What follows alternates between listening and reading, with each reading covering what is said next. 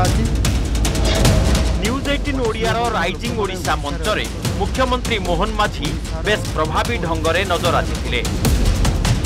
जेतेबेले तांकु ममता बानार्जी बंगला भाषाभाषी उपरे ओडिशा रे अत्याचार अभियोग संपर्क में पचरा जाइथिला, मुख्यमंत्री सीधा सीधा ममता को टार्गेट करथिले। से कहिथिले देश विभाजन हेउ बा बांग्लादेश मुक्तियुद्ध, से समय अनेक बांग्लादेशी और बंगला भाषाभाषी ओडिशा को आसिथिले। सेमानंकु ओडिशार बालेश्वर, मालकानगिरी, कोरापुट आदि रे जागा देई थैथान कर दैथिला। वर्तमान सारा देश में बांग्लादेशी अनुप्रवेशकारी और रोहिंग्या को समस्या रही। यह विरोध में जांच भी चली।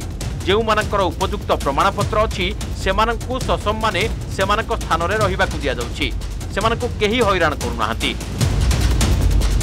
जो बांग्लादेशी लोक मैंने एठी आसिबा, चोरी करिबा, फेरीवाला हेकरी डकायती काम करिबा एवं एठी आमर समस्त कार्यक्रम को हाथई नेबा, यह करने द्वारा जेभली भाव में गोटे अप्रीतिकर परिस्थिति तैयारी होउछि, से कारण आज तांकर चिन्हट करने प्रक्रियाकरण आरंभ होइछि।